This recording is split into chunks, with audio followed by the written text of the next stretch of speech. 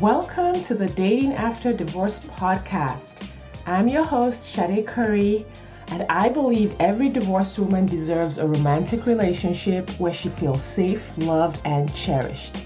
You can create the most amazing life after divorce, and I will teach you how. Hello, everyone. Welcome back to the Dating After Divorce podcast. I have another story in the Remarriage Club series today. I have here with me Gigi Muth, and Gigi is a life coach for perfectionists. Gigi, that sounds like me and a lot of other people I know. Welcome to the podcast. Please tell the listeners who you are and what you do.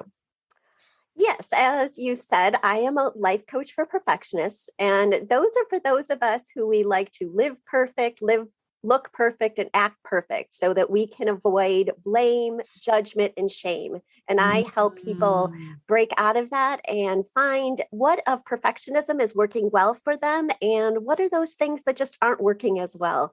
You know, sometimes when you're in that compare and despair or paralysis, which can be, analysis, which can be your paralysis.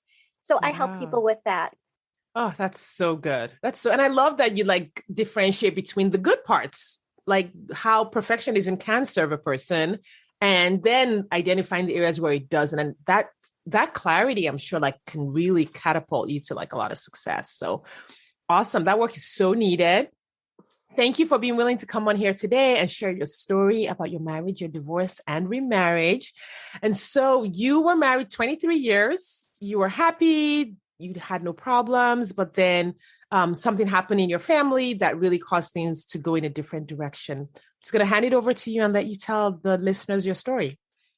Yes, I was the type of person, being the perfectionist that I am. I, looked for the perfect man, had a great ex-husband, well, now my ex-husband, but a great husband, good father. And we have a daughter and a son together, and things were going well. And about into the 13th year of our marriage, our daughter at the time, she was 12, she started experiencing suicide ideation and attempted her first suicide. And at that time, all of our focus went into getting our daughter help and trying to figure out how to navigate this mental health crisis that we were going through. And I think that what we found is over the next 7 years, everything was about the children, and we didn't take the time maybe for the marriage because we were just such in survivor mode. And during that time, sad to say, after 7 years of a battle with mental health issues, my daughter did succumb to another suicide attempt that she did die from. And after that, I think it just really made us look at our marriage and where we were at and what we needed for our grief. And really, it was our grief that took us in different directions. My ex-husband became very withdrawn, very just isolated, and I really needed family. And at the time, we were living in California and my family was back in Illinois. And so I proceeded to ask him, for a dissolution of our marriage, which was very hard because we both were very religious. It wasn't something we ever wanted, but it was something that I think in ways we both needed. We both really learned that there was nothing that could bring our daughter back, and yet we needed to figure out a way to find some kind of happiness, some kind of, love again, and love for life. And that's what we were both missing. And sometimes you can't always lift someone up when you're already down in the dumps. And so we just weren't the best partners for each other at that point. And it was made more sense just to walk away as friends. And so it's funny, I went to a divorce group and I'd hear all these awful stories about people that get divorced and how they hate their exes. And I don't. I have the utmost respect for my ex. I wish him the best. We are still friends. We still have a son that we co-parent who's over 18, but I still, there's still parenting that needs to be done. And, we had been together for so many years. So here I was, in my mid 40s, and oh my gosh, I'm in the dating world. I mean, when I started dating years ago, there wasn't even the internet, so like Yeah. internet dating was like, I just couldn't imagine. And I was so scared. Right. And I think you like you mentioned, like you were hearing all of these stories about all of these terrible exes going back in the pool. And you're like, wait, I put a really amazing guy in the pool. Exactly. And the thing was, is that I put the amazing guy back in the pool in California, and here I am in Illinois. I went to like a meetup group that was for Mhm. divorced women, just trying to navigate getting back on your feet and establishing yourself again. And I mean, I Yeah. had basically gone from college to marriage, and now I'm like really having to stand on my own feet and figure it all out for myself. And Yeah. so listening to them tell these stories of these exes, I'm like, this is what my dating pool is right here in the nearby Right. area. I was like, wow, you guys are very nice. Yeah. So um, how long after, because it's almost like you had to heal from two things in this scenario. Like you had to heal from your daughter's passing, and you had to heal from the divorce, which even if it was a good divorce, like that transition is a significant one. Plus you moved. right. So basically, my daughter died in 2015. I Mhm. left in 2017 to come back to Illinois, and I did Mhm. not start dating until 2019. Our divorce was over in 2018. So, Yeah. and I will be quite honest, I didn't think I was going to date so soon. It wasn't something that I was ready to do per se, in Mhm. the sense of, oh my gosh, let's go do this. It was almost better because basically I did this, what's called the Camino de Santiago, which is this pilgrimage. I walked Mm. from um, in Portugal and Spain to this place called Santiago. And it was 172 miles. And I did it in 10 Mm. days with my sister in law. And during that time, I really realized I'm not ready to date. And that was in like May of 2019. So Mm. I decided I'm going to date myself. And I came up with all these ideas of all of these things that as soon as I thought about doing by myself, I got very uncomfortable. And Mm. that's when I knew I needed to do it. Yeah. And so I went to the movies by myself. I actually took a class. It was a pole dancing class. Again, Nice. I posted a picture of myself in a swimsuit. Trying to love my body, love myself, Mhm. and really just go out there and do things that were not Gigi like. And to see, who am I and who do I want to be and what do I like? Because I think so many of us also in your marriage, if you're happily married, you still can get lost a little bit in Yeah. I'm a wife, I'm a mother, I'm a sister, I'm a daughter, and Mhm. sometimes you forget who you are. So I was So trying to what were find you like when you said things were not, they were not Gigi like posting in a swimsuit, pole I dancing? was Like always what were you like before? I was very much the perfectionist. If I didn't have the size 2 body, then who am I to be wearing a Mm. bathing suit or especially a bikini? Yeah. I was very much very black or white thinking, very much this is good, this is bad. And Right. I just wasn't very adventurous. And so I started to be a lot more adventurous. And during that time, I think that really just built my confidence. And I also did some exercises, more journaling type exercises during this time. One of the ones I did was, you imagine you're at like the boardroom, in a boardroom, and you invite all the people that have ever hurt you to this boardroom, Mm. and you go one by one and you forgive them for whatever they did. And this can be the kids in school that were, teased you about something, to the people that maybe had really hurt you in some way, either physically, mentally, whatever. And Mhm. I journaled about that and really just got a lot of that out. And it was amazing how many people came to mind that I had totally forgot about. That's so But as I was powerful. doing this, it really was just um, taking what I would say, I feel that we have like this backpack that we hold all of this garbage in, all that Mhm. stuff that happens to you, you suppress it, you add more to it. I started unpacking a lot of that. And that really helped me. And I think also because I was going through the grief of losing a child, losing a marriage that I never expected. I figured we'd be always the type that we'd get through anything. Mm-hmm. It was a good experience to just start looking at this like mindset. And that's where I became a life coach, and I started studying about the change of thoughts and how our thoughts are what create what we have. Mm-hmm. Because I wanted to I wanted to be married. I liked being married. There was never this, oh, I don't like marriage. I was never bitter from it. I liked having that partner in life. Yeah. And I knew that when I was ready, I wanted to be the best version of myself. Yeah, Well, those are unbeknownst to me, powerful. So good. I love the exercises you described, and I'm sure that's going to be so helpful for so many people listening. Such good stuff. yeah. And so what had happened is one day my son was mad at me. I forget, some other people were mad at me. I found out that my ex was dating already. And I was just like, well, fine, maybe I'll do this. And my friend said she was doing her profile on Facebook. And I'm like, why are you doing a profile on Facebook? You have a profile on Facebook. And she goes, no, they have this new dating app.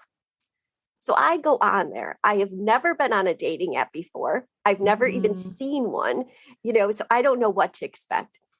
So I'm freaking out because if you like the guy, you had to do a heart or an X. I'm like, a heart? That's so committal. I'm like, why not like a thumbs up or something? But a heart?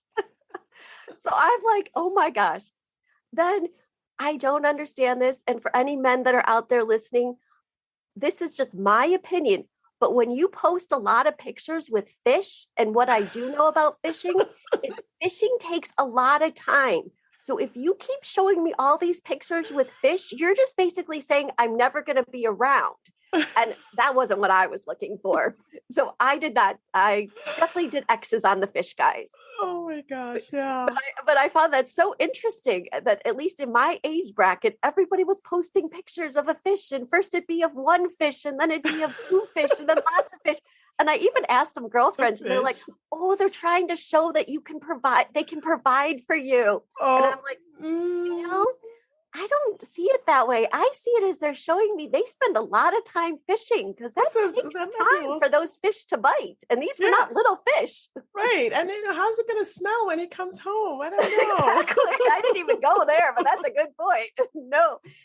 So, and then the other thing I did is because I wasn't in this needy, graspy, I need a man's phase, because again, I was dating myself. I was having fun. I mean, I remember I kayaked down the Chicago River, which I did find out that was my first time kayaking by myself. It is nice to kayak with someone else, because when you do get tired, it's nice to know they'll pick up the slack. But I was learning how to do these things, myself. Yeah. And so when I did this, I put what I called a disclaimer in my actual bio, making sure that anybody who read this knew exactly what I wanted. And I'm very much, I would say, more a traditional type person, conservative. And so I put something like, I don't drink, I don't smoke, I've never done drugs. And I put it out there because I figured if that's what they're looking for, somebody to go hang out in the bars or go drinking or whatever, I'm the wrong person. Right. It's not being 100% authentic, because a lot of, I did an episode on this, on how to create a dating profile that works, which is a lot of women want a dating profile that attracts a lot of people. And I'm like, no, you don't want that, because that's overwhelming. And that will stress you out, meeting all these people who don't match what you're looking for. You want a dating profile that attracts the exact person that you're looking for.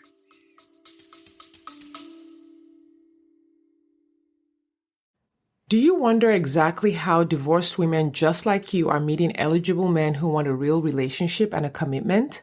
They're doing it by dating with their core values. Your core values are the GPS that lead you to the partner you've been looking for. When you use your core values on dating apps, text messages, and at social events, you will easily connect with your true match partner without chasing, settling, or wasting time with non-committal men.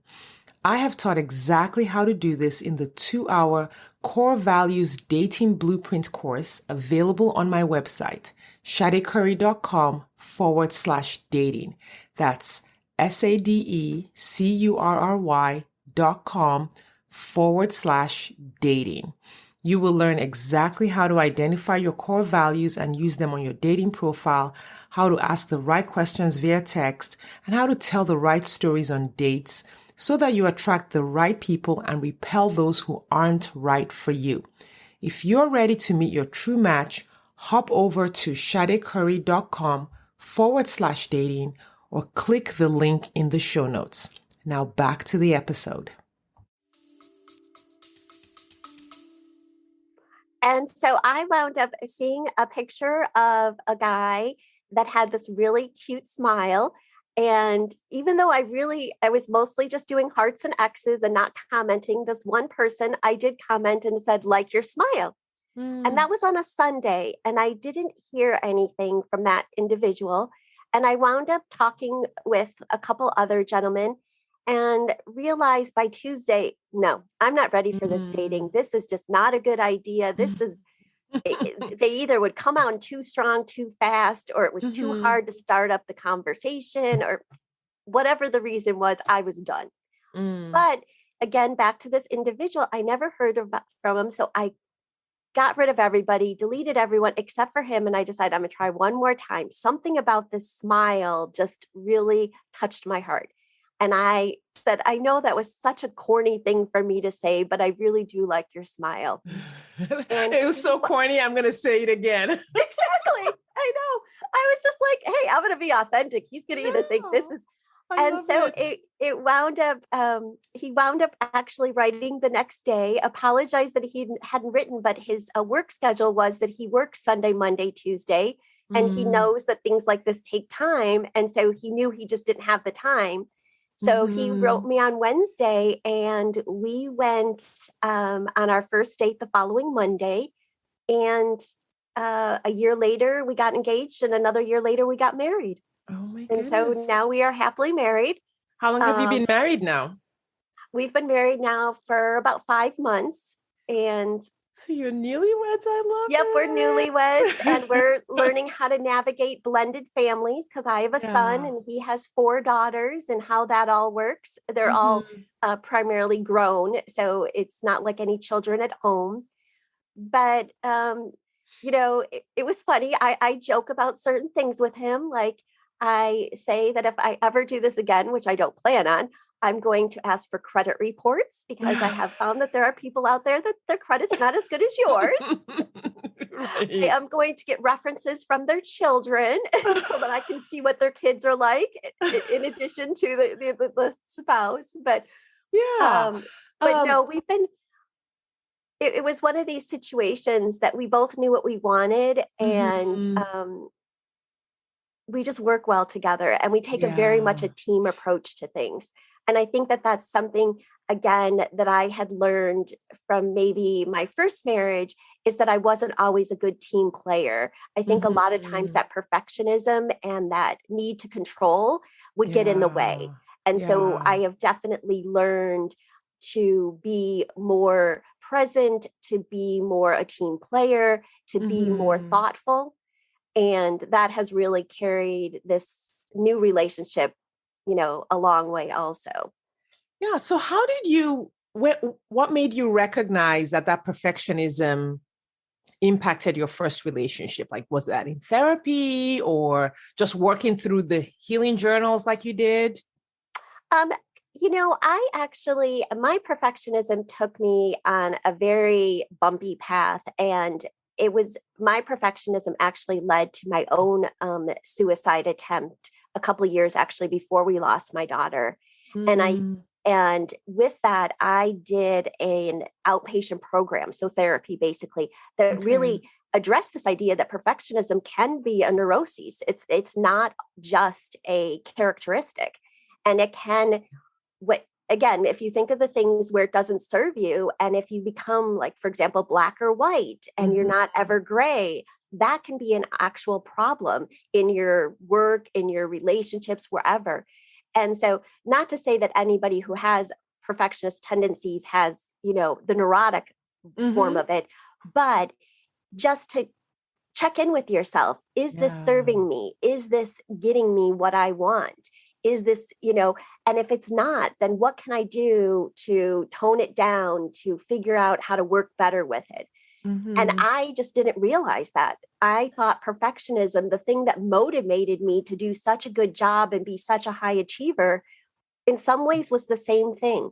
So I started to Yeah. see some of these things, but it really wasn't until I lost my daughter that that Mhm. really uncovered another form of vulnerability. And I think that that's something that with perfectionism, we're all, I mean, why are we trying to control? To protect ourselves, because we have this Yeah. idea about a worthiness and good enough. And Mhm.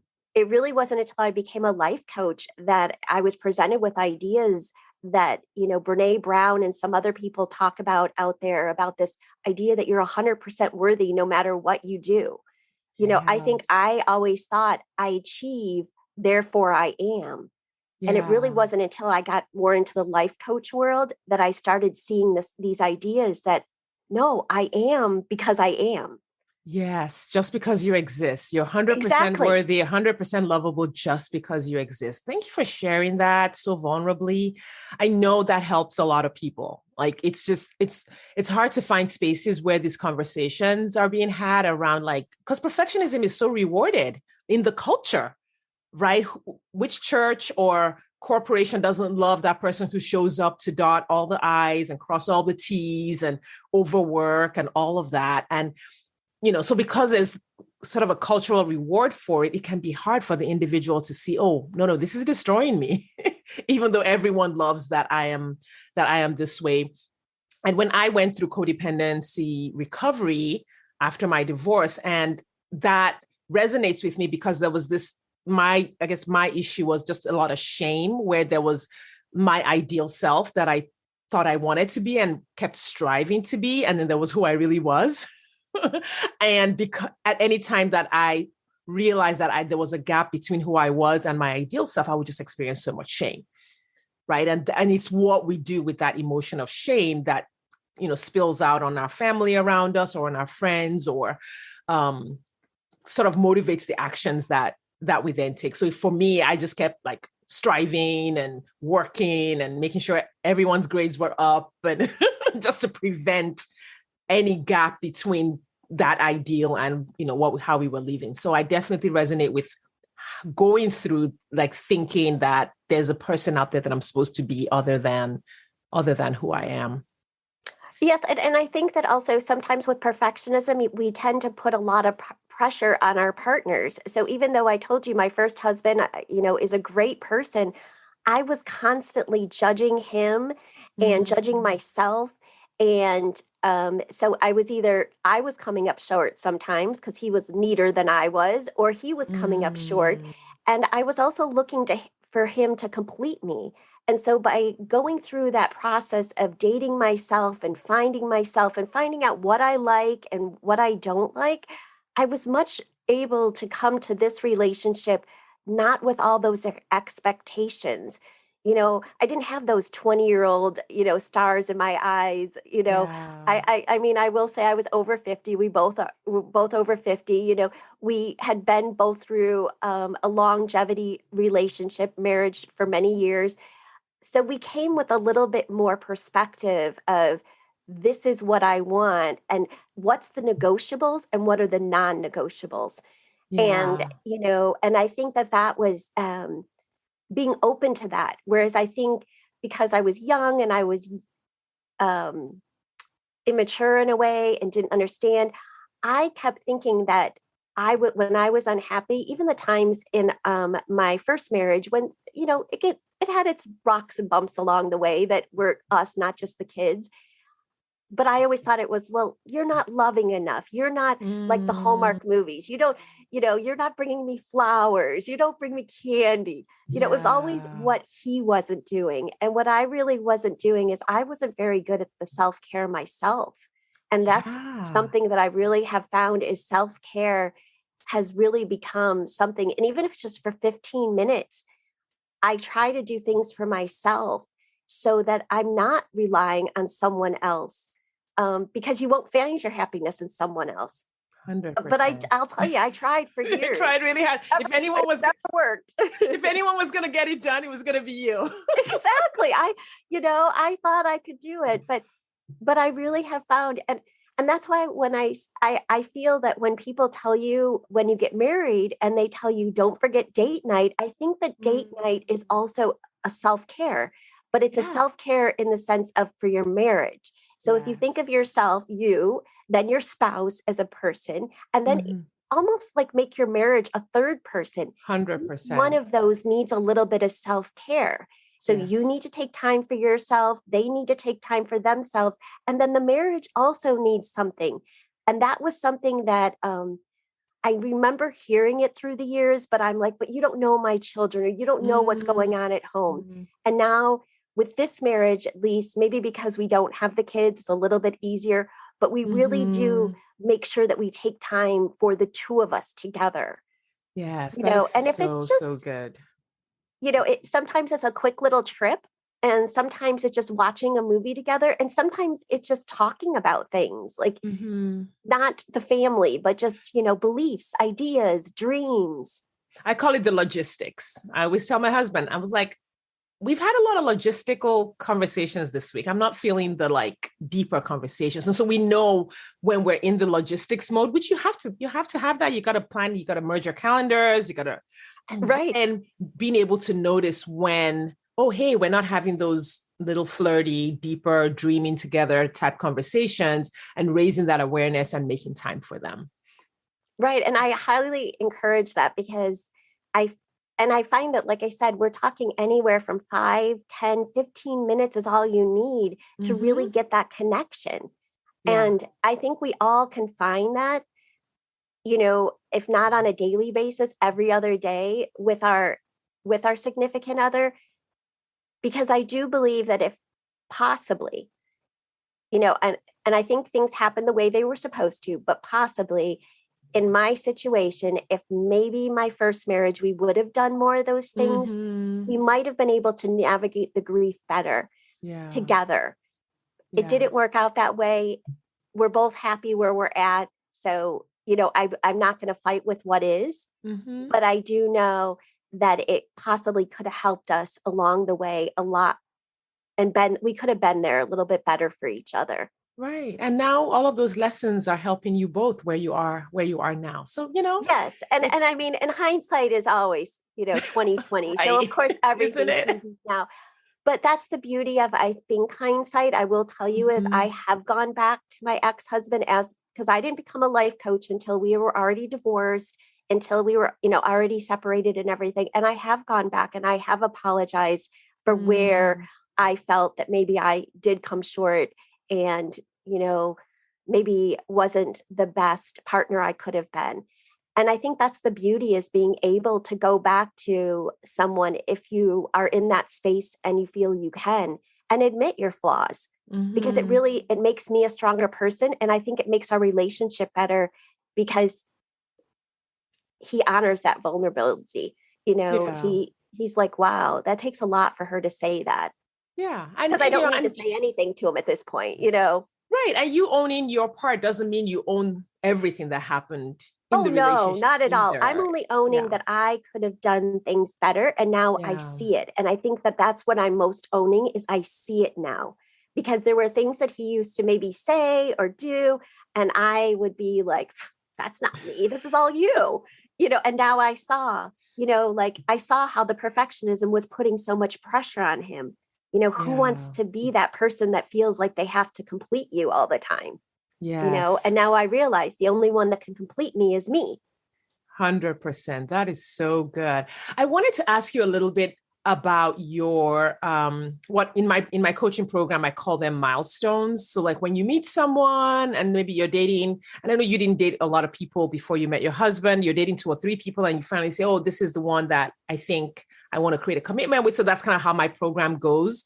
I encourage my ladies to date, explore, pick someone after going through we have a whole thing that we do. And then, so now when you're with this one person, the work doesn't end. And I think there's a temptation once you're sort of in that exclusive relationship with someone to stop working on the relationship, to assume that, okay, this is it. 6 months from now, we're going to get married. But when I hear your story, it sounds like you and your current husband did some work, because you talked about teamwork over the period of a year before you got married. Or So before you for got us, engaged, actually.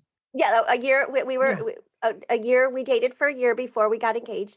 Mhm. So we actually got the blessing of COVID, and not and I don't mean the actual disease. We didn't get sick. Well, my husband at one point did, but no. So most people talk about, COVID and how awful it was. We actually Mhm. found it to be very good for our relationship. It gave us a chance to be able to do things together and explore things. And some of the things were home renovations. And Mm. believe me, learning how to renovate a house together and navigating the who takes the lead and who doesn't and how it all works is a great way to work on your relationship. Oh, I mean, yeah. it's a great problem solving. And Yeah. COVID also put it in. I was working from home, which then I just started sort of being at his house more, working here. So when he got home from his job, we were able to spend a lot more time together. And for us, that Mhm. time was really, we used it to the best of our abilities. And I think it gave us time to explore things. At the time, Mhm. I had already written the book prior to meeting him, but I started editing a book I wrote about perfectionism. And we started like talking about things and dreams and what we wanted for our children and what we wanted for ourselves. And we really just, again, it was probably a lot of life coaching. I was just like using him as my little subject. Yeah. Yeah. But Well, you were sharing what you were learning, and he was open to that. You can't life exactly. coach someone by force. Like, it doesn't matter how Oh hard no, you no, no, try. no. No. you But know. but he was so open to it, and he loved that about me, and he loved that part of me, and of course that just made me want to like come out more about it. So Yeah. he enjoyed that type of thinking, that positive thinking, and that mentality, and that abundance versus scarcity. Mhm. Um, and so it was really, though, I will say COVID, because I think without COVID, we would have been probably more, see each other a couple of times during the week and go on a Mhm. couple of dates. And again, that was the other thing is when you're dating someone, and I'm talking about traditional dates, which are dinners, movies, whatever, are you Mhm. really getting to know that person? Because you're That's putting on your right. best outfit, you're putting on your best personality, You're going to this you're fancy place where the ambiance creates a lot of emotion and connection for you. right. But, we had to navigate like finding television shows we liked because you couldn't go to the movies. So Mhm. we would have to discuss like, well, I like this and I like that. And we would get into shows together, like whatever was on Netflix or whatever. And then we talk about it Mhm. because you figure you became, especially in the beginning of COVID, a pod. And, you only were with your pod, whatever your Mhm. people, and that was it. So he became one of my people, and we pretty much had this like really small group of people. So it wasn't like you were seeing family. You weren't, you had to even Mhm. do Easter by yourself if you Yeah, I celebrate think it that. was like There 10 was or less in most places, including your, your immediate family. right. Well, if you remember that first few weeks, that first March, and even I think through Easter, everything was shut down. So you couldn't Yeah. even go to a restaurant. You couldn't even, we literally couldn't do anything except see each other. Yeah. Um, and What you're so describing is kind of like what I have my clients do is put together their own milestones. Like, you need to see this person in all of these situations. There's a ton of situations that you need to observe them in. And we put together this list. What about, when you meet his family? And if you're not ready to meet his parents, what about siblings? Like, we create sort of like this journey that they go through from after being exclusive to when you can say, yes, I've seen enough of the facets of this human to be able to make a decision about a commitment. But then there's so many people who are dating online, and they're like, they've seen each other once a week or twice a month, and they say, oh, I'm dating him. I've been dating him for 8 weeks, but you've seen him 3 times in 8 weeks. You're like, technically, this is like an acquaintance. right. And I think that that's what COVID basically, it was able to speed up our timeline in a way Yeah. because we were spending every day together and we were seeing each other every day. So we used to joke that, we just a few weeks into our or not a few weeks, a few months into our relationship, we were like our 25th wedding anniversary. For as much of the that's stuff as funny. we had done together, Mm-hmm. we were definitely exclusive from the beginning, and we Mm-hmm. just ran with it. And then Yeah. we also, during COVID, we did do some traveling when we could. And that also was good to find out like what kind of things you like to do when you're traveling. And again, Traveling with someone will show you a lot about them. My husband and I discovered a lot about each other on our first road trip. oh my gosh, it is so funny. I still joke. Okay, so we travel. We even left. We left about 3 weeks ago. We went to Florida for 50 hours, 2 days. Mm.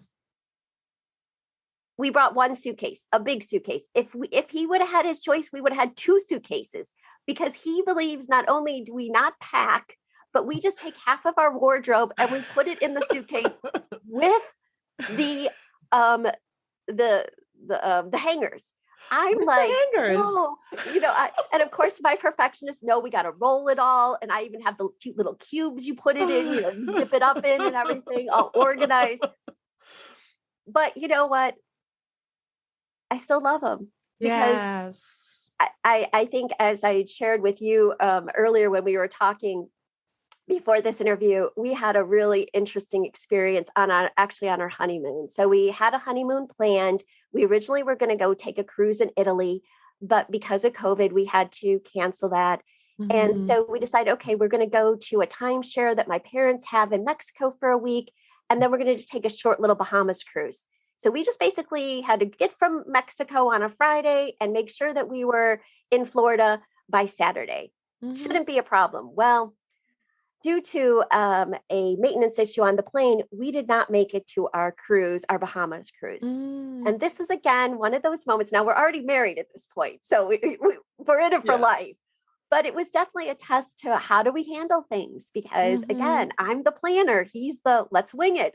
And Yeah. I really had to step back and just take that approach of let's wing it, because all of our plans within, a couple of hours of finding out that this jet wasn't getting us out of Mexico in time. And it's not like you can drive from Mexico to Florida. And it was like, okay, we're just not going on our cruise. We'll do it a different day. Yeah. And it was really a good test to how we handled stress, because it was also stressful for him.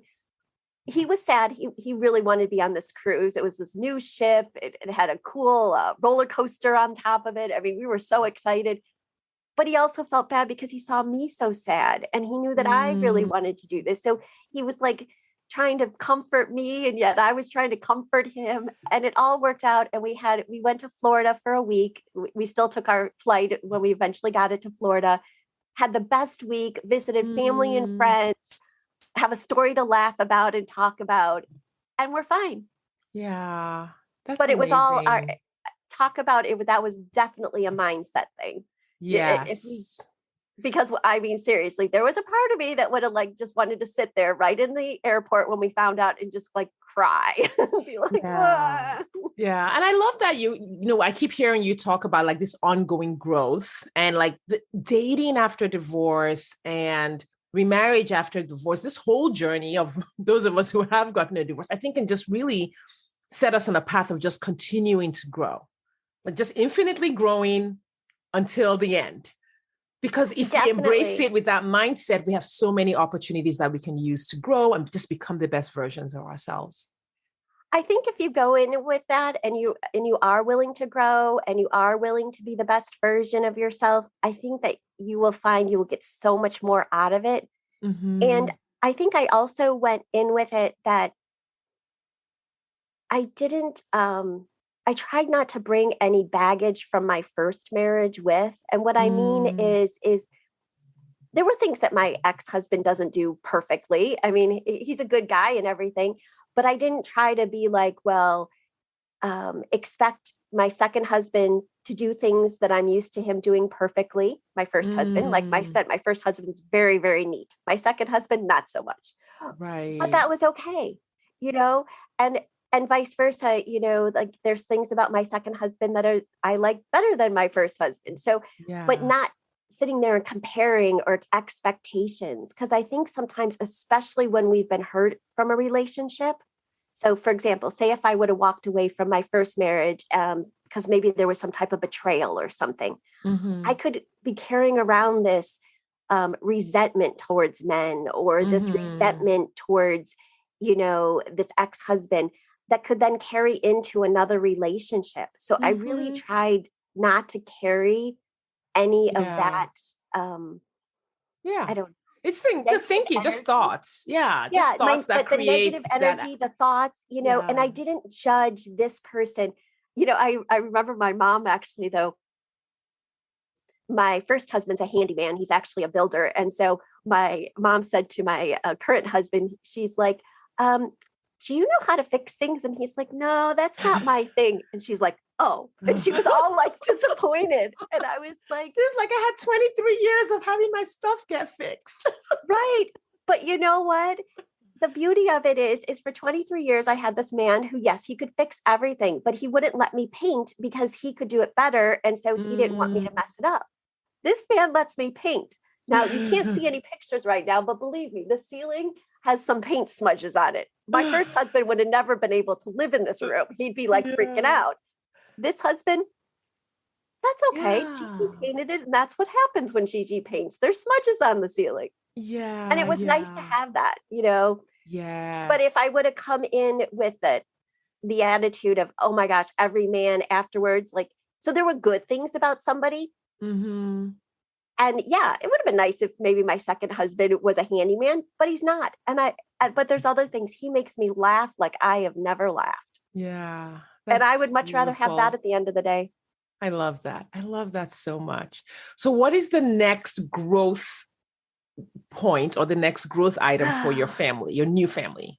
So I'm really trying to navigate where I fit in with my 4 stepdaughters and how this works. And I see that is something we are looking at in the next year or so, selling the family house and just downsizing. And I can see that the girls are having a little bit of anxiety around this.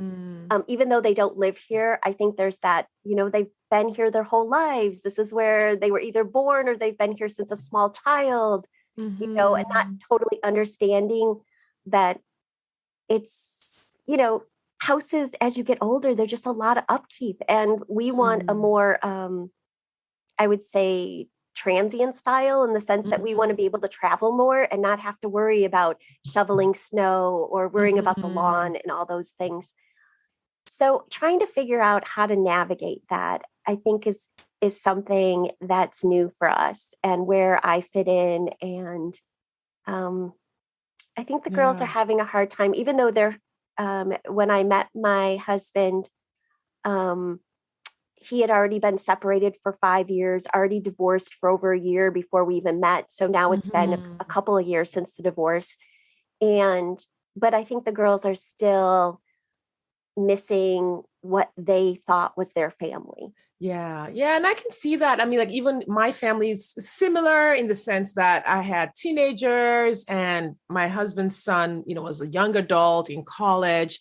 We get to date our partner. We get to spend all these hours and hours and hours and hours with them, but we're trying to create a relationship that's almost as bonded, or we think about it as, and that dating process with stepchildren just takes a lot longer because they don't get all of those hours with us. Yes, exactly. So, and I've gotten to the point that I don't expect them. They don't have to like me. I think they do. I mean, to a point. They don't have to think that I'm the best for their dad, meaning maybe they think their mom is the better one for their dad. But I want them to respect what I am to their dad, because I am good to their dad. And I've come to that. And, that's what I want. And I want it. What I love that we have like family dinners and we all get together and we all laugh and it's all great. And, maybe one day they call me mom. Yes, I would love all of that. Am I going to get that? I don't know.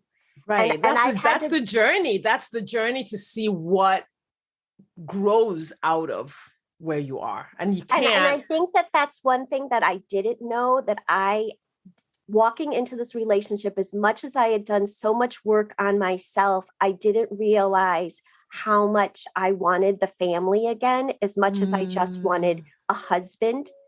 And because of that, that is something that I am having to navigate now, and give up that dream and let it organically happen.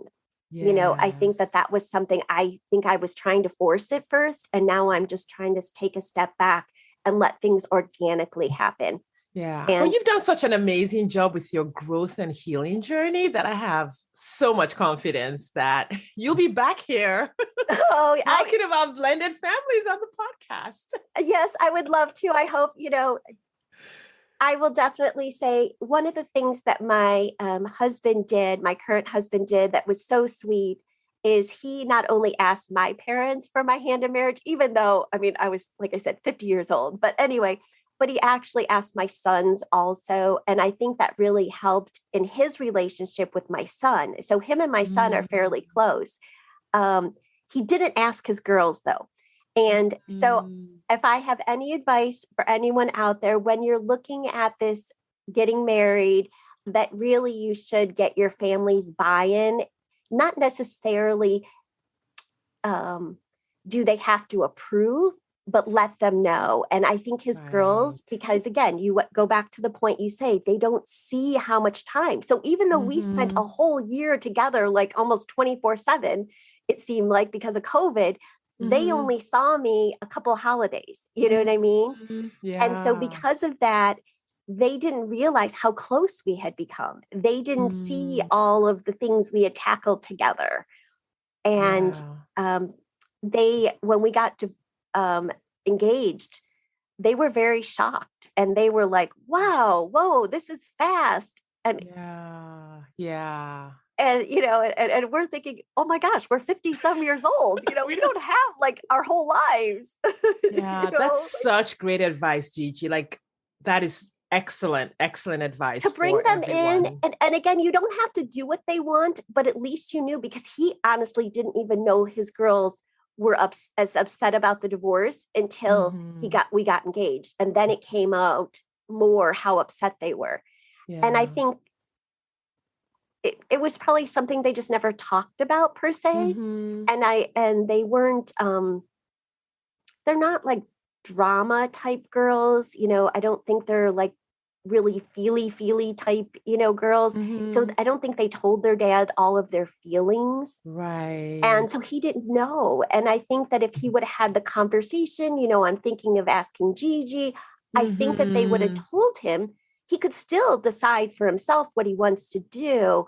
But I think everybody would have been a little bit on the same level playing field, knowing where people stand. Right. It's like the element of surprise just adds just a little bit, just more emotion to the exactly. the situation. So that they would have had a little bit more time. And so I highly encourage people, and especially even if you're thinking about it, let your children know. I mean, if you're really thinking about it, then I'm assuming that you've already invited the children into the relationship. You know what I mean? Yeah. And so I would really encourage that in addition to that, you let them know where you're at, because I think if he would have possibly even along the time, even though they weren't seeing me as much, said more things about, oh my gosh, I'm having so much fun with Gigi, or we're doing so many great things together, or I love the fact how we work things out, just those little things, not in any way to say she's better than your mom, but just letting them know how he felt about me and how we work together and where the relationship is going. Yeah. Gigi, oh my gosh, thank you so much for coming on and sharing this story, from the grief and the pain that you experienced with the passing of your daughter to the divorce and your growth journey. You have been such a gift, so vulnerable, so open, and I know it's going to be such a blessing to the listeners. Thank you so much for coming on. Could you please tell everyone again what you do and where they can find you if they want to connect with you? Sure. Again, my name is Gigi Muth, now Gigi Morosic, but you can find me at embracethehope.com. That is my website that has information about the book that I talked about, Perfectionism. It talks about my life coaching. And really, I just want to leave everyone, I want to be an example of what is possible. You know, you can feel like you almost have lost everything, and yet you can find still some happiness, some laughter, some fun in life. Yeah. And so I encourage all of your listeners to just be open to whatever is possible. Yeah. Wonderful. Thank you so much, Gigi. We're going to link up all of Gigi's links in the show notes. So go ahead and scroll and click connect with Gigi. Thank you all listeners for your time and attention.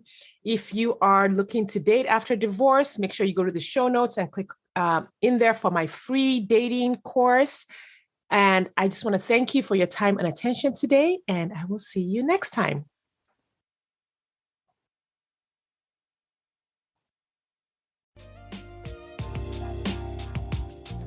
Thanks for listening today. If you are ready to get married after divorce, I want to invite you to download my free 8-video training specifically designed to help divorced women date with ease and get married again. Head over to sadecurry.com to get started. That's SADECURRY.com. I'll see you inside.